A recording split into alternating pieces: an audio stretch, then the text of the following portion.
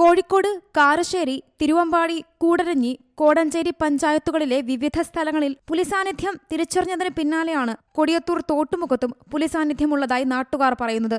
കൊടിയത്തൂർ തോട്ടുമുഖത്തെ 6-ാം വാർഡിൽ താമസിക്കുന്ന മാത്യുവിന്റെ വളർത്തുനായയെയാണ് പുലി ആക്രമിച്ചത്.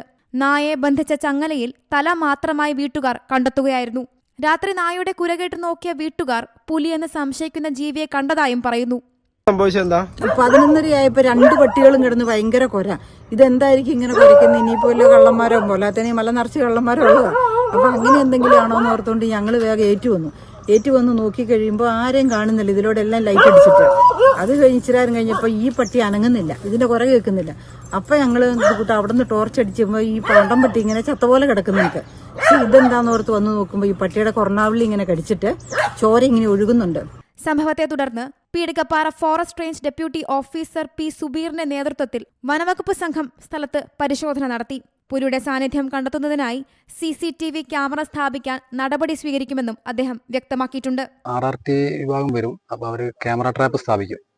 പ്രദേശത്തൊന്നുകൂടെ പരിശോധന നടത്തും, പട്രോളിങ്ങും കാര്യങ്ങളൊന്നും ഊർജ്ജപ്പെടുത്തും. സി മലയാളം ന്യൂസ്, കോഴിക്കോട്. ഏറ്റവും പുതിയ വാർത്തകളും വിശേഷങ്ങളും വിരൽ തുമ്പിലറിയാൻ സി മലയാളം ന്യൂസ് എല്ലാ ഡിജിറ്റൽ പ്ലാറ്റ്ഫോമുകളിലും ലഭ്യം.